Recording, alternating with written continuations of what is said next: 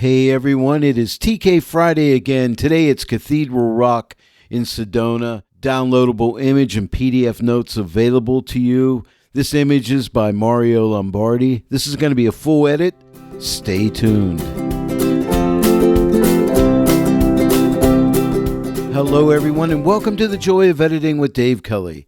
Today it's a full edit of Cathedral Rock in Sedona. This image is by Mario Lombardi. Thank you, Mario, for the use of your image. You can download the image as well as the PDF notes and follow along with me. It's a great way of learning. By the way, if you don't yet own the TK8 plugin for Photoshop, just click on my affiliate link. It's right below in the description. Click on that link. It'll take you to the TK web store. You could purchase training videos, the TK8 plugin for Photoshop, and if you use my promo code DK15, you'll save 15% off your entire purchase. You're supporting the Joy of Editing with Dave Kelly when you do that, and for that, I thank you. Now, this image starts out in Lightroom. I used a linear profile, did some basic adjustments on it. I always do my lens corrections, remove chromatic aberrations, enable profile corrections. I did a very slight crop on it, as you can see right here. Not much, but a slight crop, and this is the way it looks when I send it into Photoshop. Now, when you download this image, it's going to look just like this. It's going to be a TIFF file. Now, here we are in Photoshop, and let's get started. Now, my first thing I like to do is balance and contrast. So let's come up here to the TK8 multi-mask panel and click on the luminosity mask icon. And I always start with midtones 3. It helps me to protect shadows and highlights from clipping. I always output that to a color grading tool, and then we'll make our first adjustments. Let's go ahead and start out with shadows. I'm going to click the shadow block, and let's just pull these shadows back to somewhere right around here just to get some contrast in here, just to darken up the shadows. Now we're going to go to midtones, and we're going to lighten up the midtones to maybe somewhere right about here, I think should be good. And now let's go to highlights, and we're just going to open up the highlights just a little bit to maybe somewhere right about here. Now let's go back to midtones, and I just want to color grade them slightly, not that much, just a little more towards yellow and green. Just right there I think looks good. Now here is the before, and here's the after, and I think we're off to a good start. Okay, then what's next? I think the sky needs to come down a little bit in value, so let me go ahead and make a sky selection. So click right here on the TK8 combo or CX panel. That'll cause Photoshop to make a sky selection. We're going to have to X out of the color grading tool so we can see the multi-mask panel. Let's click on My Channels and click on Active Selection. What we're going to need is a mask calculator because I want to intersect the midtones 3 to the sky. So let's click on the mask calculator icon. Click X for intersect, and now let's X out of here. Let's click on the luminosity mask icon, and now we can select midtones 3, and now we can make our calculation. All we need to do is click on equals, and now we can see we have a sky with that midtones 3 mask attached to it. And now we can output that to a color grading tool. It's really not that hard, is it? It's pretty simple once you get the hang of everything. I think I'll start out with shadows, so I'll click on the black block. Before I drag the slider to the left, I'm looking at these clouds over in here. I just want to darken them up. So I'm going to pull this over to right about here. You see how they get nice and dark. Now we're going to go to midtones, and I'm just going to take back the midtones a little bit to the left to maybe somewhere right around there looks good. And now let's go to highlights. And I might just open up the highlights a tiny little bit. And I'm just going to color grade the sky a little bit towards blue in the light areas to somewhere right around there. Now here is the before and here is the after, and I think that looks better. The next thing I want to do is bring out a little bit of extra saturation in the image. I think some of the weaker saturated colors could be brought up a little bit, and to do that I'm going to use a hue saturation mask. So let's X out of here. Let's click on this icon right here for hue saturation masks. If you want to find your weaker colors, click on vibrance, okay? So I'll start with vibrance 1. So I'm going to click on it, and what I want you to notice, what I like to do here is click on the levels adjustment, and you see where this levels adjustment is? I want to try to get it as close to this left edge as I can. And I'm going to click 3 here because I think that's going to get it closer. Let me click on this again so you can see. I think one more. Let's go to 4. And let's click on this one more time. Yeah, that's going to do it. So there's my vibrance mask. This is targeting the weaker colors. And now all I need to do is output this to a hue saturation layer. So click this icon. And now we have the hue saturation layer with the vibrance mask on it. And now let's just pull up those weak colors. And I think somewhere right around here, 57. Let's check this out. Here's a before, and here is the after. But see how it just brings up those weaker colors?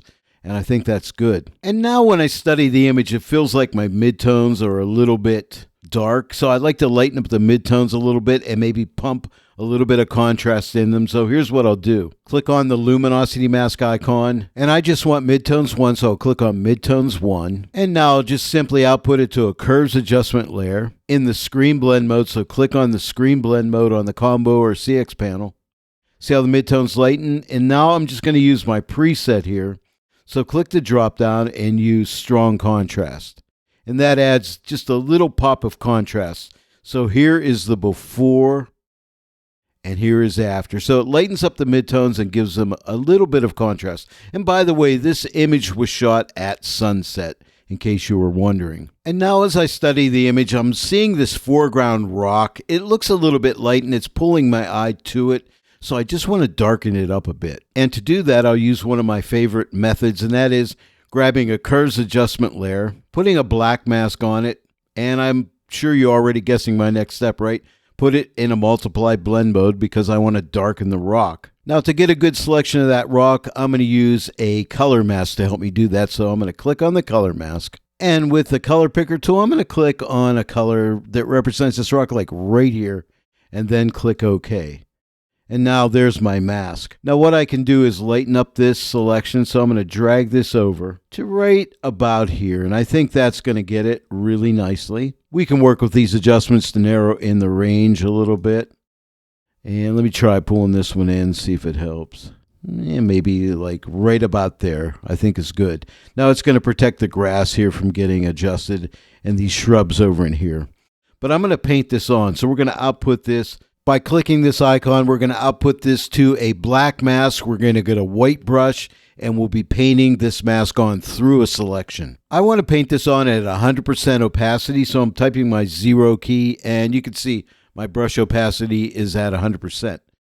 Now I have a decent-sized brush with a nice soft 0% hardness edge, and I can really see the edge here as I'm painting. You see that? I can really see really well what I'm getting. It's over dark, which is what I want because I'm going to pull it back. Now I can go over this grass and it will not get affected due to my mask protecting it. And now I'm just going to come back over and paint over this entire rock, making sure that I don't miss any of the rock. I have not lifted my brush, by the way, so I can just keep painting over here.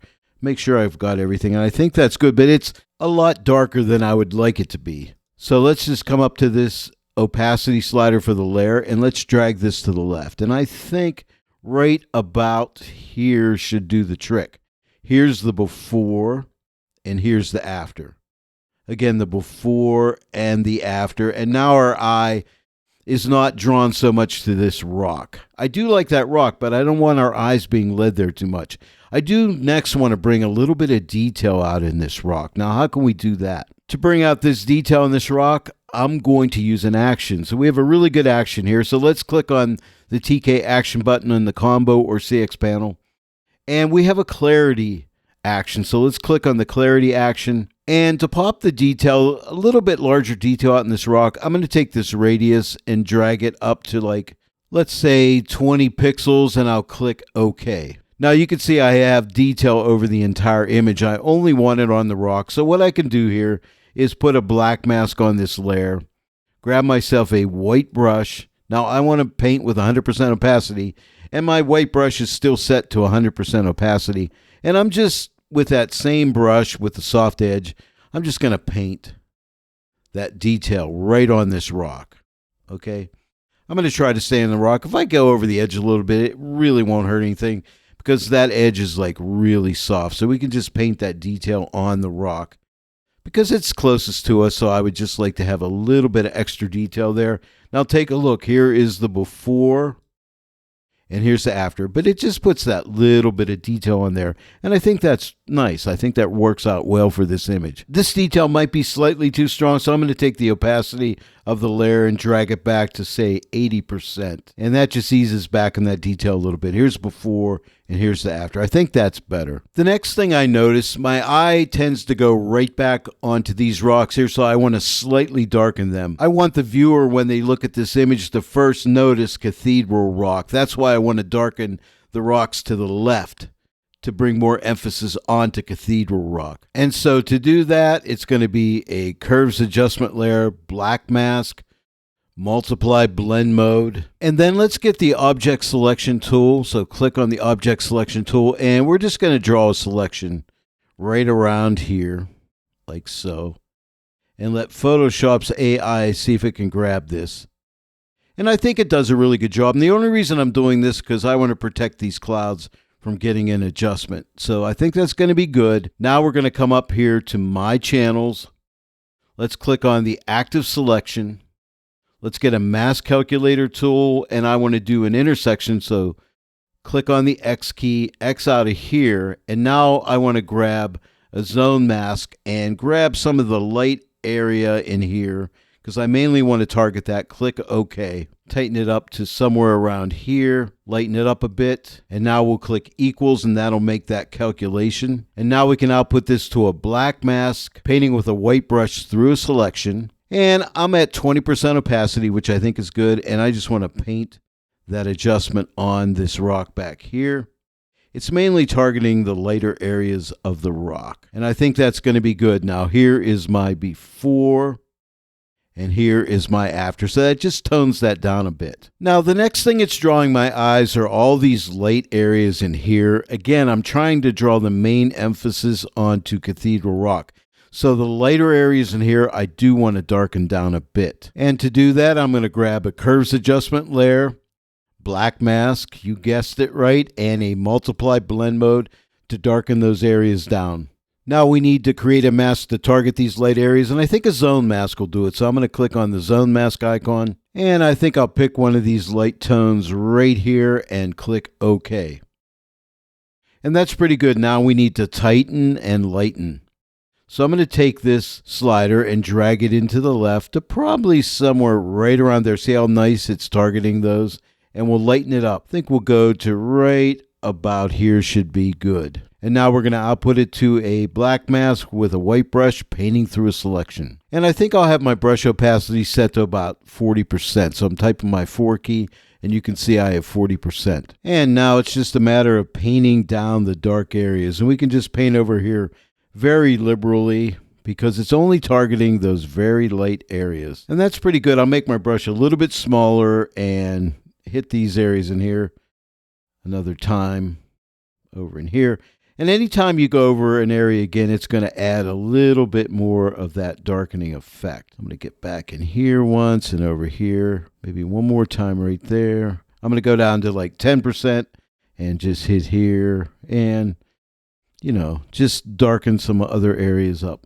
And I think I just about got it. Here's the before, and here's the after. Now, if I went too strong, I could take my opacity, and I think I will. I'll just drag it back, I don't know, to maybe right about here, I think is good. Here is the before, and here is the after. And now our eye is mainly looking back into Cathedral Rock. And now what's really bugging me is there's a building back in here, there's a house over here, there's some people walking in here. I probably should have cleaned this up before I started the image, but I didn't. But at this point in the edit, these things have got to go. So let me show you how I take care of that. I'm noticing I do have a selection, so let's get rid of this selection by clicking right here on the combo or CX panel just to get rid of the selection. I'm going to add a blank pixel layer above here, and so we're going to click this icon right here. That'll give us a blank pixel layer. I think I can get away with the spot healing tool, and it's right here, so I'm going to click on that. And make sure you have sample all layers checked. That's very important. Sample all layers should be checked. And I have this set for content aware. I went ahead and zoomed way in so we can see what we're doing here. I'm going to start out by getting rid of this building in here. I'm just painting right over it. I think the spot healing tool will do okay. Let's take a look here. All right, I'm almost done. Yeah, it looks good. I'm going to get these other little areas. I'm going to continue to go over different parts of the image. I sped up the video a little bit so it doesn't get too long in here, but I'm just looking for things I need to remove. I'm not going to get everything, but just to give you an idea of what you need to do. So don't fault me if I miss the spot, because I am trying to make a video here. But I think you get the idea. With these things removed, it makes the image look a whole lot better. I went ahead and zoomed back out. Now, here's our cleanup layer. Let me shut it off. Here's the before cleanup, and here is after. So you can see that really helps. Now, it's not a bad idea to name all the layers. If you look at my PDF notes, I have all the layers named. I don't take time in the video to do that, but I do highly recommend that you name all of your layers. It'll help you if you need to come back and edit again later. So far, I like how the image is looking. Let's take a look at the overall before. Here's the overall before. I'm using my before after action I made. Here's the overall before, and here is the after. And now when I look at the image, I think Cathedral Rock needs to be lightened up a little bit. So let's do that next. Let's get a curves adjustment layer. We want to lighten, right? But first, let's put a black mask on here. Let's click screen for screen blend mode. Let's try zone mask. So click on the zone mask icon, and I want to sample a tone, maybe some of the darker tones, like right here. Click OK. Now let's tighten that up.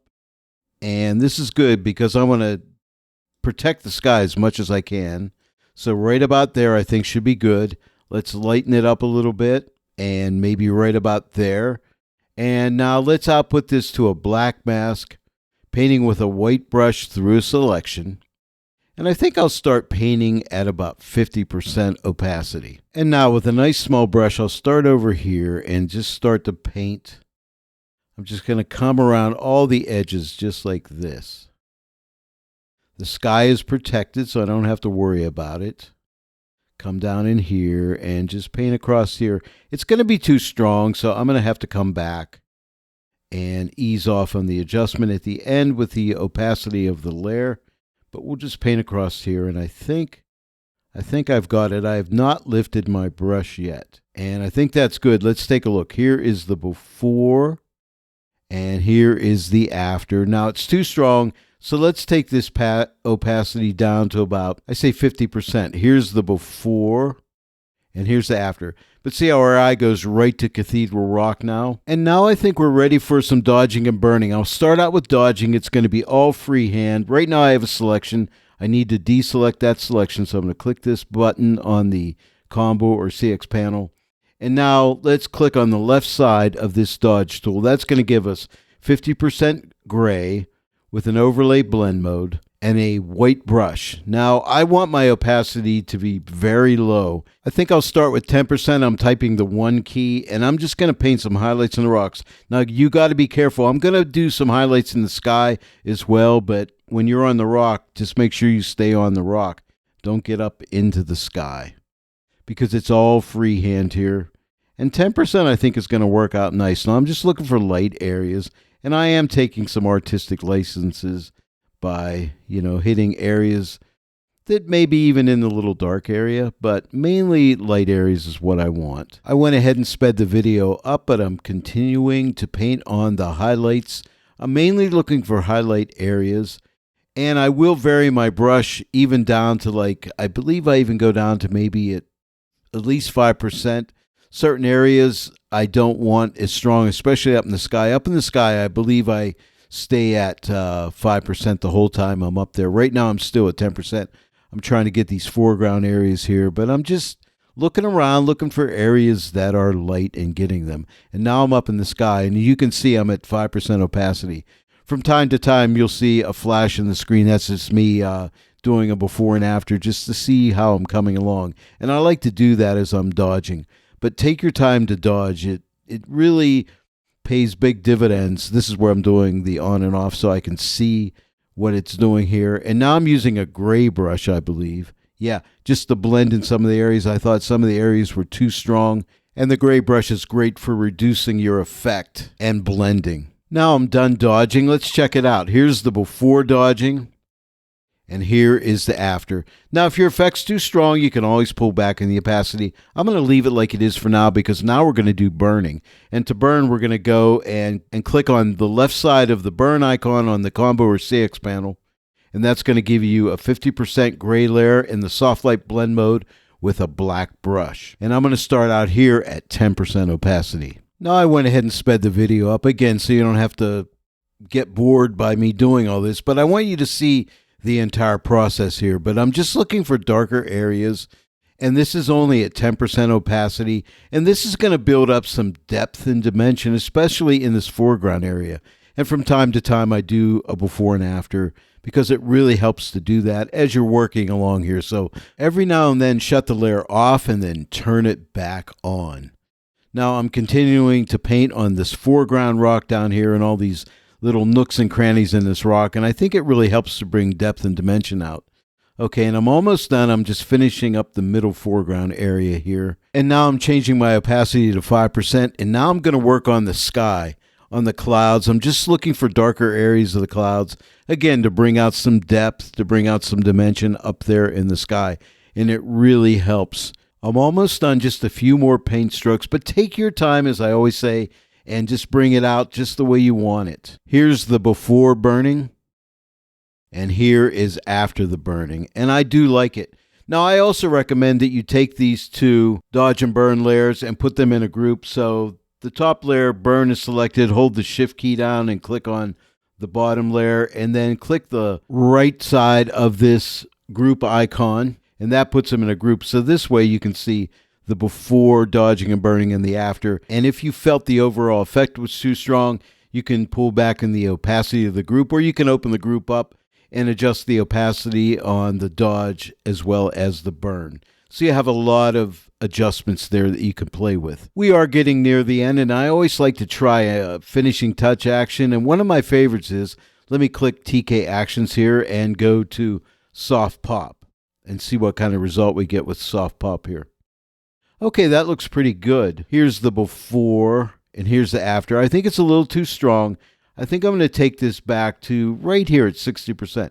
Here's the before and here's the after. So it's giving it a nice little pop, bringing out some detail, a little more saturation. After the soft pop, I really love the sky, but I think the foreground is a little too dark, so I want to lighten it up. So here's what I'll do. I'm going to click on the Select Sky icon on the combo or CX panel. We're going to go ahead and invert that. So click this icon right here. There's an invert here. This is to invert pixels. This is to invert selections. Make sure you get this one. We'll invert it. Then we're going to come up to My Channels. We're going to click on Active Selection. Now we're going to get the Mask Calculator. We're going to click X because we want to intersect. We're going to X out of here. We're going to go to Luminosity Mass, and just like for a balance and contrast, I'm going to use a mids 3 here. And we're going to go ahead and click Equals, and now we're going to output this to a color grading tool. And now let's see if we can just lighten up the foreground a little bit. So I'm going to start out with shadows. I may enrich the shadows, darken them just a little bit to maybe something like that. And now let's go to the midtones, and let's lighten up the midtones a little bit to maybe right about here. And as far as highlights are concerned, maybe just open them up ever so slightly. Here is the before, and here is the after. And I think that really helps. I may be a little too strong in the midtones, so I'm going to pull that back just a little bit to there. Again, here is the before, and here is the after. And I think that looks good. Now I want to close off the top of the image. And to do that, I'm going to get a brightness contrast adjustment. The reason I'm using that, if I use a curves adjustment layer with the multiply blend mode, it's going to bring saturation out in the sky up here, which is not going to look natural. That's why I'm using this brightness and contrast instead. I won't adjust it yet. I'm going to grab a gradient tool and make sure you have your white swatch on the top, black on the bottom. Hold your shift key down to constrain the gradient, and I'm going to drag down to say somewhere right around here. And there's my gradient.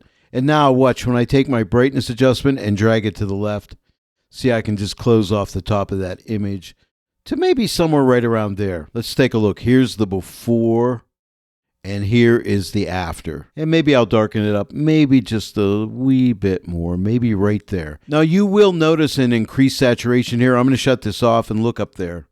See how the saturation has increased? But here's what we can do. Change the blend mode from normal to luminosity, and now you will not see the color changing there. Okay, the saturation will not increase. So here is the before, and here is the after. And that's the reason I use that brightness contrast, because if I would have used the curves adjustment layer in a multiply blend mode to darken, I would have increased saturation there, and that's why I went with this brightness contrast. I knew the saturation would increase because of the darkening, but I would have a blend mode, luminosity that is, to fix it. Now just one final step when we're done, we're going to come to TK Actions. I'm going to put a vignette on the image. Click the basic vignette, the first button there. Choose the Gaussian blur just the way it is. Click OK. Now, I do not want this in the sky, but I'm going to show you how I'm going to take care of that. I only want it in the foreground area. I'm going to go ahead and select the sky by clicking this button on the combo or CX panel. I'm going to click this fill dialog button right here, and you want to make sure your content is set for black. This is a drop down. You can change it here. Make sure it's on black. This mask is selected automatically for you here. Click OK. And it just fills that in with black. Now we can hide our marching ants by clicking this button on the CX or combo panel. And check it out. Here is the before and here is the after. It's only adding it to this foreground and it's keeping it off the sky. Now I'm going to double click here and open up the layer style. And just protect my darkest shadows, I'm going to take this adjustment slider for the underlying layer of blend diff and drag it over to about here. Hold down your Alt or Option key and click on the right side to split this and drag this over to the right, and that'll give you some nice feathering on your shadows. And click OK. And I think this is too strong, so I'm going to take this opacity back to maybe, I don't know, right around 40%. Here is the before and here is the after. And that is it. We started out here and we end up here. Well, there you go, everyone. This was Cathedral Rock from Sedona. Thank you, Mario Lombardi, for the use of your image. Don't forget to download the image and the PDF notes and give this one a try. If you enjoyed the tutorial today, please give it a like and share it with your friends. And if you're not yet a subscriber to my channel, please subscribe. Click that bell notification icon. Every time I upload a new tutorial, you'll get a notification. I want to thank each and every one of you for joining me today in the Joy of Editing with Dave Kelly, and I'll see you all right here next time. But until then, happy editing.